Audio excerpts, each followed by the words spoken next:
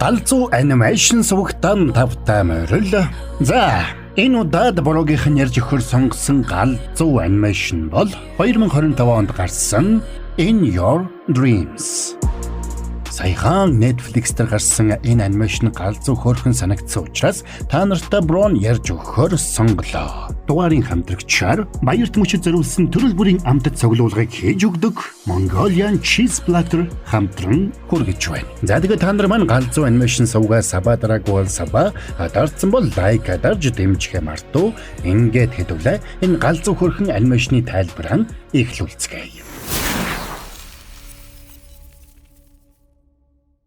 Стеви охин аав ээжийнхээ хамт аз жаргалтай амьдардаг гэж. Ээж аав хоёр нь гэрийнхээ ажлыг хамтран хийж цаг үргэлж хөгжилддөг байлаа. Гэвч Стеви охины төгс гэмээр амьдралыг хэцүү болгодог нэг гамшиг гарч ирсэн нь тэрний дүү Элиот. Хэдийгээр Стеви дүүгээ ямар нэг зүйлд буруутгахыг хүсэхгүй байсан ч дүүгээс нь болоод тэдний амьдрал хэцүү болсныг тэр хүлээн зөвшөөрдөг.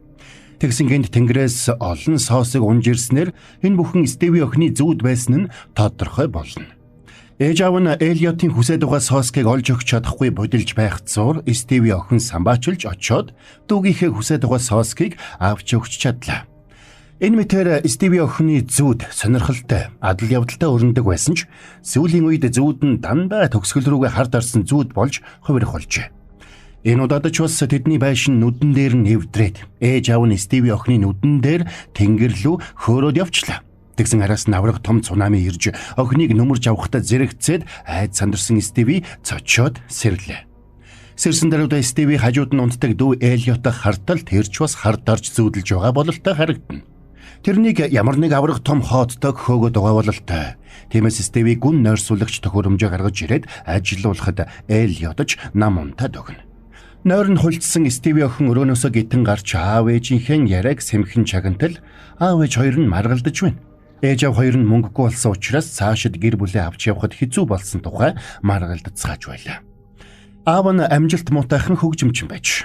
Тэгээд ээж нь аавыг нь хөгжмийн карьераа орхиод өөр зүйл хийж эхлэхийг шаардсан ч аав нь хөгжмийн карьераа орхих дургүй байна.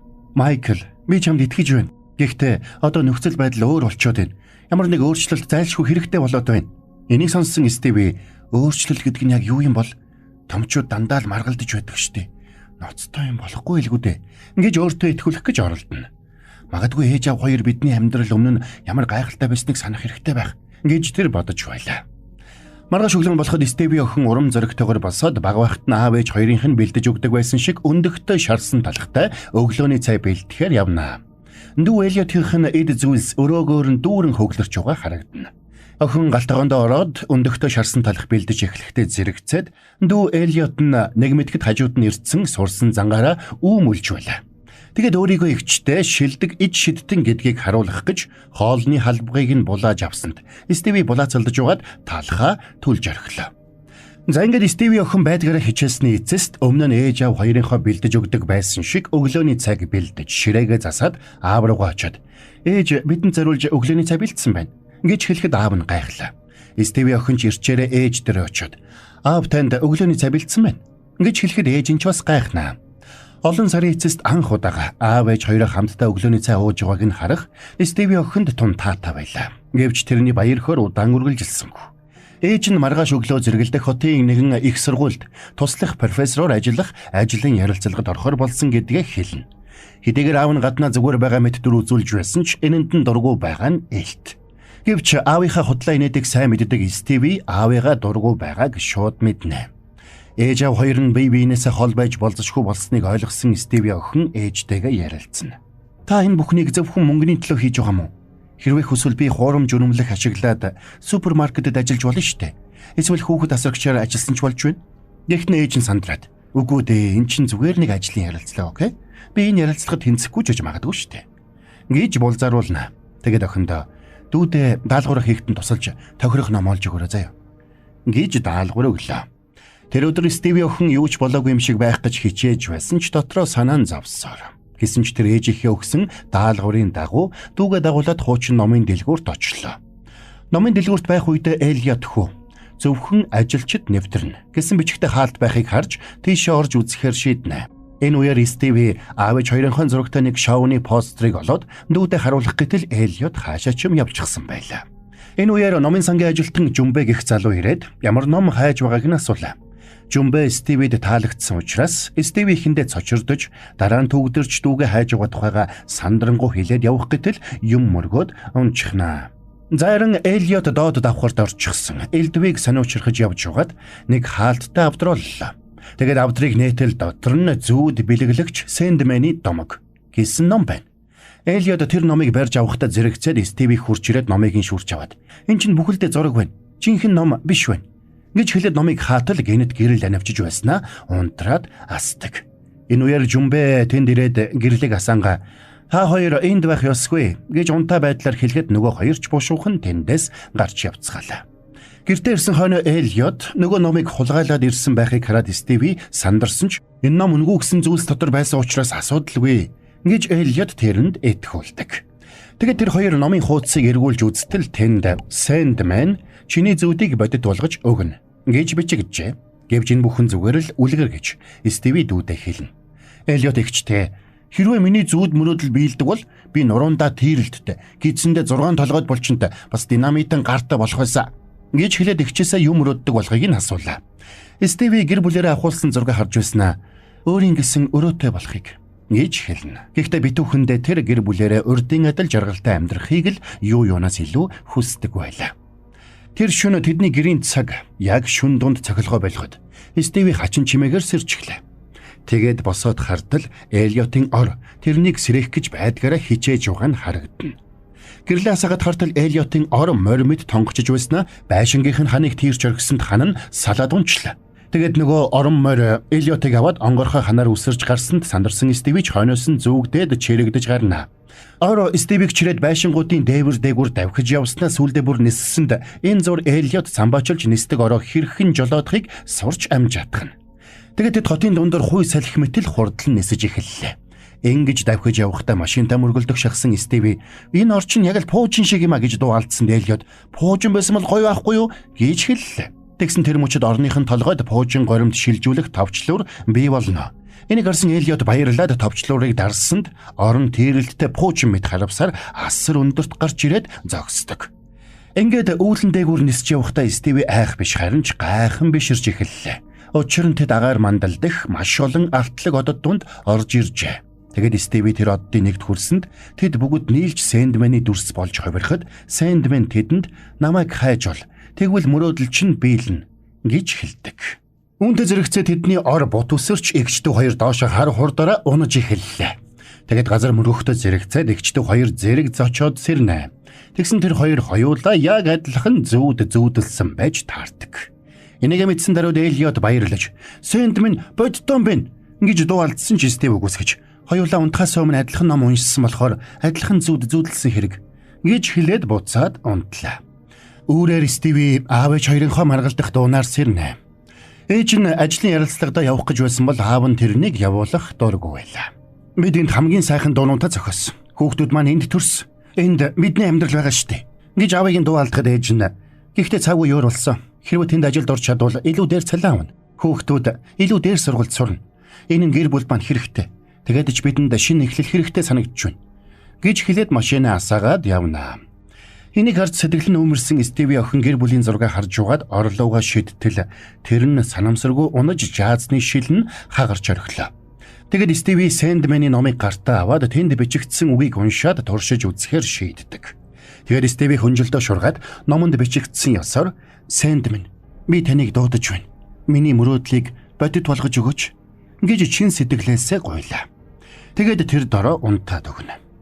Охиныг өглөөс ирэхэд тэрний урд ярддаг доноодчаал зогсож байлаа. Айж цочирдсан Стивийг үсэрч босгоход тэр амттны хотод ирчихжээ. Өмнө нь өөрийнхөө зүүдлэх дуртай байсан зүүдэндээ эргэж ирснийг хараад Стиви баяртай байлаа. Тэгэд тэр Сэндмэнийг олохоор хар хурдаараа гүйж байтал урд нь Эллиот нисдэг ортойгоо хамт хүрээд ирчихж. Дүүгээ харсан Стивигийн дургуун хүрээд "Чи яв, би явж Сэндмэнийг олохоор явлаа" гэж хэлсэн ч дүүн тэрнээс салсангүй. Тэгэд Эллиотыг "Сэндмэн чи хаана байна?" гэж хашгирсанд энийг сонссон хэн нэгэн Би Сэндмэнийг таньнаа. Би та нарт туслая гэж хашгирах сонсогдлоо. Тэд тэр дууг дагаж нарийн гудамжаар явсаар очтол тэнд нэг тоглоом аврах том хөргөгчний дор хавчуулагдчихсан байгаатай таардаг. Элиот Стиви хоёр хүчээ нэгтгэж тоглоомыг татаж гаргатал тэр нь Элиотын алга болчиход олохгүй байсан хайртай тоглоом Тонийн байж таардаг. Элиотыг чи яаж яваад ингэ хавчуулагдчихсан бэ гэж асуухад Тони хэн нэгэн бодит амьдрал дээр намайг ингэж чихчихсэн болохоор л тэр гэж хариуллаа. Тэгсэн Стиви тэр тоглоомыг муухай үнэртэй болохоор нь хөргөгчний арлуу чихчихсэн байж. Тэгээд Тонигоос Сэндмэнийг яаж олох тухай асуухад Тони тэнгэрт байгаа нэг алтлаг одыг харуулад Сэндмэн тэнд байгаа. Гэхдээ чи тэрнийг олохоор явах юм бол зүүд чинь бүхэлдээ хар дарсан зүүд болж хувирна гэж хэлдэг. Энийг сонссон Элиот айсан бол Стиви нэг муу хар дарсан зүүд намайг зогсоож чадахгүй гэж хэлээд тийшээ явахаар шийднэ. Тэгсэн ямар амар юм бэ? Би хайж байна гэж Стивийг тоглоом болгож хэлэхдээ зэрэгцээд тэрний хамаг шүдэн үүрээд унаж эхэллээ. Сандарсан Стивийг юу болоод байгааг ойлгож амжихаас өмнө тэртээс аимшигтай хар үйл тэднийг номроод ирлээ. Энийг харсан Тони сандарч тэр бол хар дарсан зүуднүүдийг өгөгч Найтмара. Чи Сэндмэнд хүрэхийг хүсвэл тэрнийг ялах ёстой гэж хэлж өглөө. Тэгсэн Найтмараг амттны хотод ойртож ирэхдээ зэрэгцэж тэнд байсан бүх амттан аажмаар ялзран муудаж эхэлдэг. Тэгээд амттнууд бүгд зомби амттан болоод мань гурвыг бүслээд авна. Дугаарыг хамтрагч нь ажиллаж байгаа Mongolian Cheese Platter нь баярт мөчигтэн улам нандан илүү амттай болгохоор тансаг амтыг оруулж байгаа юм байна. Сэтгэл зүрхээ шингээж захиалгын дагуу шинээр нь шууд үйлдвэрлээд өгнө гэж байгаа. Баярын ширээгээ чимэх тансаг амттны цуглуулга зүгээр л тэдэнд таатах. Mongolian Cheese Platter. Амттан зомбинууд тэдэн лүү дайрахтаа зэрэгцээд эгчдүү хоёр нэг зэрэг цочоод сэрцгэн. Нилээд айсан Элиот буцаж тийшээ явахыг ерөөсөө хүсэхгүй байсан бол эцэгийнхээ эвлэрүүлэхийг чин сэтгэлээсээ хүсэж байсан Стиви бушуухан буцаж явахаар шийддэг. Тэгэд нөгөө номыг үргэлжлүүлээд унштал тэнд Элиот Стиви хоёр хамтдаа шидэд үгийг уншсан учраас оюун санаагаараа холбогдсон. Тиймээс Сэндмэнийг олохын тулд заавал хамтдаа явах ёстой гэдгийг бичжээ. Энийг сонссон Элиот айж би эзэж тийш явахгүй. Чи өөртөө тусдаа өрөөдөө болохын тулд намайг ингэж зовоож болохгүй шүү. Ингэж хэлээд нүдээ скотчтож ингээд би хизээж унтахааргүй боллоо гэж хэлдэг. Энийг харсан Стиви шүүгэнээс Элиотыг унтуулдаг төхөөрөмжийг гаргаж ирээд дарахыг завдсан ч Элиот ноцолдож угаад нөгөө төхөөрөмжийг эвдэснээр Стивийн хүсэл талаар болно. Маргааш нь тэр хоёр аавтайгаа хамт пиццаны газарт очлоо. Элиотыг тоглоом тоглох зур Стиви аавтайгаа ярилцаж та хоёр хуучных шиг хамтлаг болвол яасан юм бэ? Гэхэд аав нь тийм ч амархан зүйл биш л дээ гэж хариулна. Тэгээд хэсэг ярилцсны эцэст хэрв ээж нь шинэ ажилд орвол ажилдаа ойрхон амьдарч тэр гурав ээжээсээ тусдаа гэртээ байх юм байна гэдгийг Стиви ойлгодог. Тэр орой сэтгэл нь үүмэрсэн Стиви охин орондоо хэвтээд элдвийг бодно. Тэгээд дүүдээ ээж нь шинэ ажилд орсныг аавынхаа утсанд ирсэн мессежээс энийг олж мэдсэн гэдгийг хэлж хэрв энэ байдал цаашаа үргэлжлүүл аав ээж хоёр нь салж тэр хоёр хойд аав ээжтэй болох эрсдэлд орсон гэдгээ тайлбарладаг. Тэгээд чамайг айж байгааг би ойлгож байна. Гэхдээ чи бид хоёрт гэр бүлээ аврах боломж байна шүү дээ. Сэндмэнийг олохтол болно гэж хэлээд буруу харж хэвтлээ. За ингээд бяцхан Элиот зориг гаргаж Сэндмэнийг эгчтэйгээ хамт олохоор болно. Тэгээд тэр хоёр тэрвэрлдээд хамтдаа унтсанд тэр дөрөө өдөр хамтдаа очисон пиццаны газарт очлоо. Стиви Элиотод энэ удаад хоёулаа юу ч болж байсан сэрэхгүй шүү гэж хэлтэл Тони ханаас ч юм тэдний дэргэд ирчихсэн. Хэрвээ та хоёр анхаарлаа сайн төвлөрүүлвэл зүйдээ удирдах чадна шүү гэж хэллээ. Тэгээд Стиви босч зогсоод "Хөөе Найтмара, бид Сэндмэнтэй уулзах хэрэгтэй байна. Чи бидэнд саад болж чадахгүй шүү" гэж хашгирна. Тэр даруйд тэдний байсан орчин бүхэлдээ аимшигт зомби пиццаны орон болж хувираад аврах том тоглоом тэднийг аврах том алхаараа цогсонд тэр хоёр цочоод сэрчнэ. Гэвч энэ удаад эгчдүү хоёр илүү зоригтой болсон учраас шууд эргээд унтцгаалаа. Тэр хоёр дахин аимшигын зүүдэлж дахин сэрсээр байсан ч зогсолтгүй эргэж унтсаар. Тэд аимшиг эмээгээс цугтааж байна. Зомби амтднуудад цаазлуулж байна. Дэлгүүр дотор нүцгэн явж байна. Шалгалтандаа бие авч байна. Далайд живж байна. Аврах хот дог дэдүүлж байна гэх мэтэр янз бүрийн л зүүдэлж дахин сэрсээр байлаа. Гэсэн ч тэд бууж өгөхгүй байхаар шийджээ. Гэвч хамгийн сүлд аврах том чихмэл бавгаад нэц даруулж байна гэж зүүдлэхдээ тэр хоёр бие биедээ хүчтэй байгаарай гэж хэлээд гараараасаа чанга хатгасанд Элиот гинэт хүчтэй болоод даралтаас гарч ирж чадлаа. Дараа нь Элиотын шидэд ор гарч ирээд тэднийг аварна. Ингээд тэр хоёр гаргараасаа барьж хүчээ нэгтгэвэл зүудний ертөнцид агуу хүчтэй байх юм байна гэдгээ ойлгож хүчээ нэгтгэхэд аврах чихэмлийг нам зохиж чаддаг. За ингээд хар дарсан зүйдээ ялж чадсан эгчдүү хоёр баяртайгаар Сэндмэнийг чиглээд нисцгэн. Гэвч удалгүй тэдний өмнө аимшигт хуй салхи гарч ирээд тэднийг сорон авлаа. Хэн нэгэн тэднийг сэрэх гэж дуудсаар байсан ч эгчдүү хоёр байдгаараа тэврэлдэж тэссээр сэрэлгүй тэсэж чадна. Тэднийг сэрэхэд тэд Юрбусын элсэн газарт иржээ. Тэгсэн тэдний өмнө аврах том элсэн ордон гарч ирээд дотроос нь Сэндмэн гараад ирнэ. Энэ олон жилийн хугацаанд хар дарсан зүйдээ ялж өөр дээр нь ирсэн анхны хүмүүс болсонд Сэндмэн тэдэнд маш их баяртай байлаа. Тэгэд тэдэнд хүмүүсийн зүүдийг яаж бүтээдэг болохоо харуулад тэднийг юу хүсэж байгааг нь асуухад Стиви гэр бүлээ эргүүлж аз жаргалтай болгохыг хүсэж байгаагаа хэлнэ. Энийг сонссон Сэндмэн тэднийг дагуулад нэгэн авраг том элсэн цагны өмнө аваачна. Тэгээд та хоёр энэ элсэн цагийг эргүүл. Тэгэд сүүлийн элс унж дуусахад мөрөөдөл чинь бодит байдал болох болно гэж хэллээ. Тэгээд эгчдүү хоёр элсэн цагийг түлхсэнд элсэн цаг эргэж элс хасгарч эхэлнэ. Одоо та хоёр сэрэгтэл болно гэж хэлээд тэдэн лөө шидэд элсээ цадсанд эгчдүү хоёр нойрноосоо сэрцгэлээ. Тэр хоёрыг доош буутал ээж нь гэртээ ирж байгаа харагдана. Ээж нь шинэ ажилд ороогүй болж таарлаа. Харин аав нь өглөөний цай бэлдчихсэн байна. Тэгээд тэд хамтдаа сүүлийн хэдэн жилд анх удаага халуун ам бүлээрээ жаргалтайгаар өглөөний цайгаа ууцгаадаг. Тэгээд тэд ойгоор зугаалж гол руу чулуу шидэж намрыг навчсаар тоглож цагийг зугаатай өнгөрөөцгөнө. Ээж аав хоёр нь хуучны адил хамтдаа дуулж тэр хоёрыг оронд нь оруулж өгөөд шинэ ажилд орохгүй гэдгээ охиндоо хэлээд гарч явна. Энийг сонссон Стиви охин баярлж бүх зүйл төгс байна гэж ээжтэй хэлдэг. Тэгээд тэр орныхоо хажууд байдаг гэр бүлийн зургийг харж хэвтэхтэй нэг зүйлийг анзаарлаа. Зургийн жаадсны шил хагараагүй. Бас тэдний өрөө хизээж байгаагүйгээр цэвэрхэн болчихж. За бас урагдсан тоглоомууд нь бүтэн болчихсон байлаа. Хамгийн гол нь тооныгийн үнэр өөр болчихсон байдаг. Энийг хамгийн түрүүнд анзаарсан Элиот үүнийг бодит биш вэ гэж хэлэхэд Стиви ууралж тийм биш гэж зүтгэсэн ч Элиот жаадтай зургийг толь руу шидэхдээ зэрэгцээд тэдний байшин бүхэлдээ элс болоод нурчдаг. Сандарсан Сэндмэн ирээд юу болсон бэ гэж гайхаж асуухад хүүхдүүд тэр зүйл бодит биш зүүд байсан гэж хэллээ. Сэндмэн хэлнэ. Та нар энэ элсэн цагийн элсийг урсаж дуустал зүүдэн дотроо байх хэрэгтэй. Тэгвэл энэ зүүд бодит болох юм уу? Тэгвэл та хоёр энийг зүүд гэдгийг нь мартна. Энийг сонссон Элиот эгчигээ аваад тэндээс явах гэсэнд Сэндмэн тэдэнд аав ээж хоёрын чинь мөрөөдлийг би мэднэ. Тэд мөрөөдөлдөө бие биенээ багтаахаа болсон. Тиймээс ээж аавтайгаа хамт аз жаргалтай байх цорын ганц газар бол энд гэж хэлээд ээж аавыг нь харууллаа. Энийг харсан Стиви тийм ээ ээж аавтайгаа жаргалтай байж болох цорын ганц газар энэ юм байна. Гэсэнд Элиот гэхдээ эн чинь бодит биш штэ. Хоёулаа буцах ёстой гэж дургуцлаа. Стиви хариуд нь юуны төлөө? Гэр бүлээ нүдэн дээр минь сүрхийг харах гэж юу? Би тийм амьдрал руу цэрмээргүй байна гэж хэлээд явахыг завдсан ч Элиот тавьсангүй ноцолдсоор байлаа. Ууралсан Стиви битгий гай болоод бай. Ер нь чамаас болж миний амьдрал бүхэлдээ нурсан гэж хэлээд гараа суг татсанд Элиот хоошоо унаж орхино. Сэндмэн Стивиг аав ээжтэй нуулзуулаад хэдхэн хормын дараа зүүд чинь жинхэнэ мэд болно гэж хэллээ. Бодит амьдрал дээр сэрсэн Элиот эгчигээ сэрэх гэсэн ч сэрсэнгүй. Ингээд комд орсон Стиви охиныг эмнэлэгт хүргэж аав ээж хоёр нь тэрнийг сахих боллоо. Элиот хүү ээж аавдаа Стиви биднийг бүгдийг нь хамт аз жаргалтай байгаасай гэж хүссэн гэж хэлнэ. Зүүдэн дотор Стиви охин жаргалтай амьдралаар амьдарч байлаа. Ээж аавтайгаа хамт хөгжилтэй амьдарч байсан тэр мөрөөдөж байснараа өөр ингэсэн өрөөтэй болж.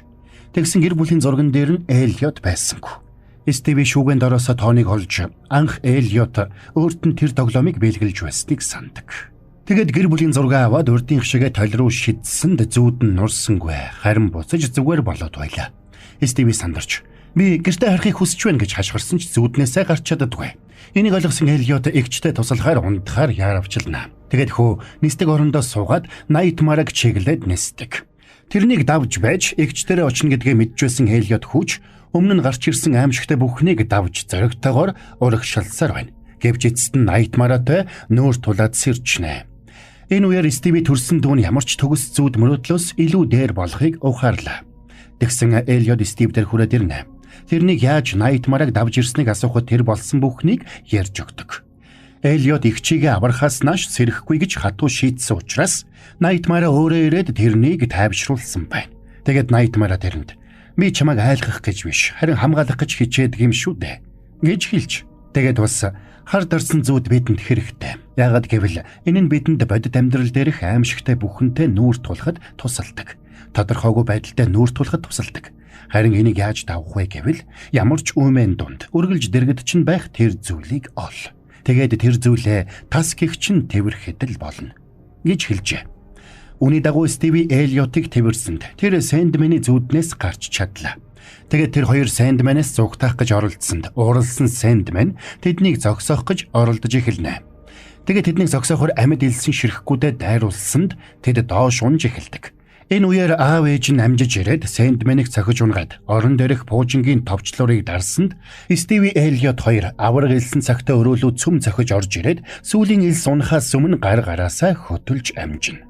Ингээд тэд гэр бүлээрээ дахин цуглалаа. Тэгээд ээж нь Стивид чамаагаа гэр бүлээ хамтд нь байлгах гэж хичээж байгааг чинь ойлгож байна. Гэхдээ битгий санаа зов. Бид үргэлж нэг гэр бүл байх болно гэж хэллээ. Тэгээд эгчдүү хоёр хүчээ нэгтгэж элсэн цагийг хаг зогсноор нойр носоо сэрцгэлээ. Дүрс солигдоход Стив Эллиот хоёр аав ээжийнхэн хамт шинэ хот руу нүүж байна. Тэднийх ээжийнх нь ажилд орсон хот руу нүүхээр болсон нь энэ. Тэд хэдийгээр гэр бүлээрээ шинэ газарт очихоос битүүхэндээ имэж байсан ч хамтдаа байвал бүхнийг давж чадна гэдэгтээ одоо илүү итгэлтэй болжээ. Амьдрал төгс биш. Бид ч төгс биш. Гэхдээ амьдралд ямар ч өөрчлөлт ирсэн бие биетэйгээ хамт байгаа цагт бид зүүдэндээ ч бүтээж чадхааргүй гайхалтай амьдралыг бүтээж чадна гэж Стиви охин тайлбарлаж хэлснээр кино маань дуусч байгаа юм. За энэ түрээд энэ галзуу хөөрхөн анимашны тайлбар маань дуусч байна. Үнэхээр галзуу хөөрхөн анимашн байлаа шүү. Тэр сүүлд охины хэлж байгаа үг мөг тийм ээ. Бие биетэйгээ хамт байгаа цагт бид зүүдэндээ ч бүтээж чадхааргүй гайхалтай амьдралыг бүтээж чаднаа гэж. Үнэхээр гоё утга агуулгатай гоё мессеж өгсөн галзуу хөөрхөн анимашн байлаа шүү тийм ээ. Та нарт маань бас ямар санагдуу хүсвэл бороотойгоо комментээр бодлоо хуваалцаарай. За тэгээд энэ галзуу хөөрхөн анимашныг та нарт ярьж өгөхөд дугаарын хамтрагчаар Mongolian Cheese Platter хамтран ажиллаа. Баярт мөчигтэн улам нандин илүү амттай болгохоор тансаг амтыг урлаж байгаа юм байна. Сэтгэл зүрхээ шингээж захиргийнхын дагуу шинээр нь шууд үйлдвэрлээд өгдөг гэж байгаа. Баярын ширээгээ чимэх тансаг амттны цуглуулга, хором найр, төрсөн өдөр, сэтгэлийн бэлэглэгээх зэрэг үйл ажиллагаагаа бүгдийг нь тэдэнд даатгах. Mongolian Cheese Platter. Мөрөнд description хэсэгт сошиал хаяг болон утасны дугаарыг нь оруулсан байгаа. Та нар маань сонирхоод үзээрэй. За тэгээд та нар маань муу бурууга буюу галзуу анимашн сувгаад дэмжихийг хүсвэл саба дараагүй бол саба, дарцсан бол лайка дарахтал тэгээ болоо явчих юм шүү. Хэдүүлээ дараагийн бас нэгэн галзуу хөөрхөн анимашны тайлбараар эргээд уулзтлан түр баяртай.